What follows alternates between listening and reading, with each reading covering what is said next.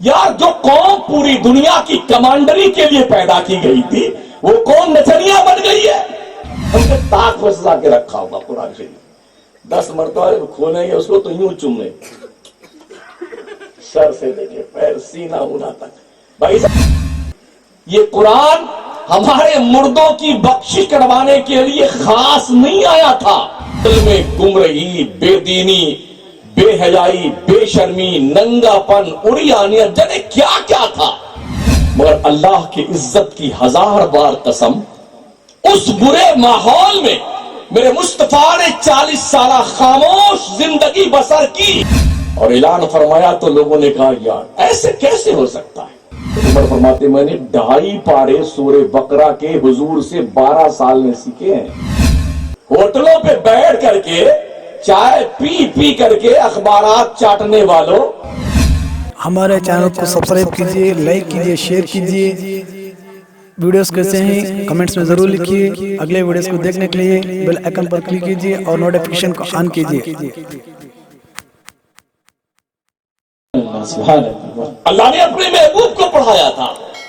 हुजूर रब के यहां से पढ़ लिख के आए थे और जब हुजूर तशरीफ लाए ना और आपने जब पढ़ाना शुरू किया, अल्लाह की आयतें तिलावत करनी शुरू की, उस माहौल में जिस माहौल में गुमराही, बेदीनी, बेहयाई, बेशर्मी, नंगापन, उड़ियानियत, जाने क्या क्या था, उस माहौल में मेरे मुस्तफा ने कुरानी आयात तिलावत की है।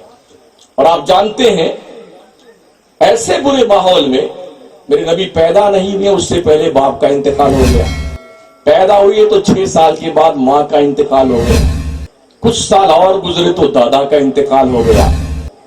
जब बुराइयों का माहौल हो, जहां पर जिना आम हो, शराब आम हो, जुआ आम हो, सट्टा आम हो, डकैती आम हो, लूट खसोट आम हो, ऐसे माहौल में अगर किसी बच्चे की उंगली पकड़ने वाला कोई जिम्मेदार ना हो तो वो बच्चा बिगड़ जाना यकीनी है। उस बच्चे का वो गुनहगार हो जाएगा, वो बलाओं में डूब जाएगा, वो बुरी कैफियत का शिकार हो जाएगा। मगर अल्लाह की इज्जत की 1000 बार कसम उस बुरे माहौल में मेरे मुस्तफा ने 40 साल खामोश जिंदगी बसर की। रिकॉर्ड है, मक्का के काफिरों ने मेरे नबी को काहिन तो कहा, जादूगर कहा, लेकिन किसी की ये जुर्रत ना हुई नबी के किरदार पे उंगली उठा के तो बताए। मक्के के गुनाहों की कोई हवा मेरे मुस्तफा के दामन को टच करके नहीं गुजरी। और जब मेरे मुस्तफा ने 40 साल के बाद नबूवत का ऐलान फरमाया और ऐलान फरमाया तो लोगों ने कहा यार ऐसे कैसे हो सकता है, दलील क्या है। तो अल्लाह के नबी ने कुरान की आयत तिलावत की, फकत लबिस्तु फीकुम उमरम मिन क़ब्लिही अफला ताक़िलून। ऐ लोगों, मेरी 40 साल उम्र तुम्हारे बीच में गुजरी है, तुम बताओ क्या किसी गैर नबी की जिंदगी ऐसी हो सकती है? ऐसी पाकीज़ा जिंदगी, ऐसी सुथरी जिंदगी क्या किसी गैर नबी की हो सकती है?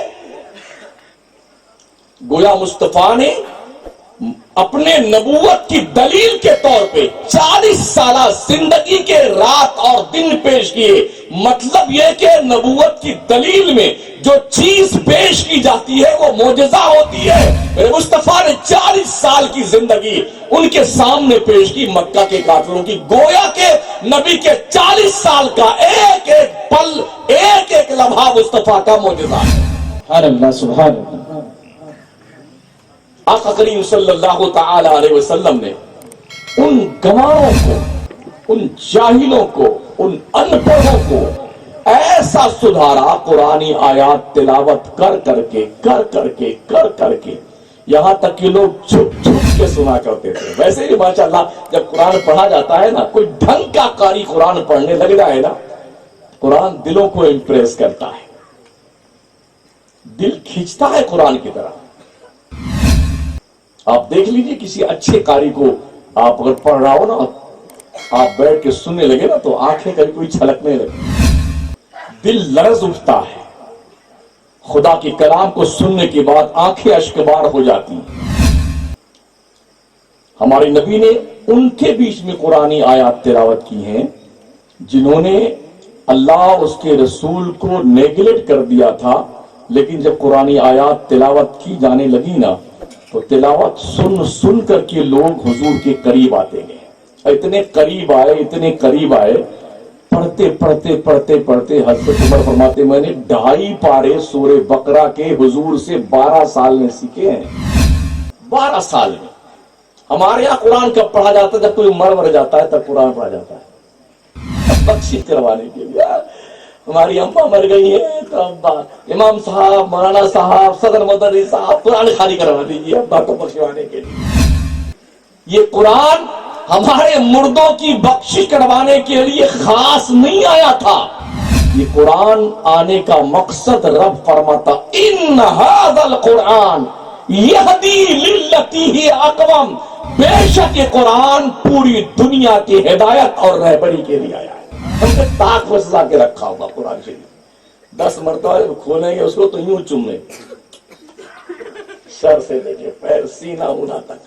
بھائی صاحب ٹھیک ہے، قرآن پڑھیے، قرآن کا ترجمہ بھی پڑھیے، حاشیہ بھی دیکھیے، اس کا بین الصدور بھی دیکھیے۔ ہوٹلوں پہ بیٹھ کر کے چائے پی کر کے اخبارات چاٹنے والوں اور شروع سے لے کے اخیر تک کوئی ایک سینٹنس نہ چھوٹنے پائے، اس سے بہتر ہے کہ آپ قرآن کی تلاوت کریں، اس سے بہتر ہے آپ قرآن پڑھیے، قرآن سیکھیے۔ دنیا قرآن پڑھ کر کے انترکش میں جا رہی ہے، چاند پہ پلاٹنگ کر رہی ہے، میزائل بنا رہی ہے، آئٹم بم بنا رہی ہے، اور جس قوم کے پاس یہ نسخہ کیمیا موجود ہے وہ ڈسکو ڈانسر بن رہی ہے، ناچ رہے ہیں لوگ، گا رہے ہیں۔ شادی بیاہ میں نچنیوں کی بہت کوانٹٹی ہو گئی ہے، اور بدقسمتی سے یہ ناچنے والے مسلمان قوم میں زیادہ ہیں۔ ہم روز چلا کرتے، کبھی فلائٹ میں، کبھی ٹرین میں، کبھی بس میں، تو ایک ٹیم چلتی ہے نچنیوں کی، اتنا بڑا لمبا سا کیا بجاتے ہیں اس کو، وہ کرتے ہیں نا، اتنا لمبا سا، 2 3 لیے رہتے ہیں۔ ہم نے ان سے پوچھا کیا نام آپ کا؟ تو اگر 10 آدمی تو 10 میں سے 9 اور 8 آدمی مسلمان نظر آئے۔ ان کا یہی کاروبار ہے، ناچنا، گانا، ڈھول بجانا۔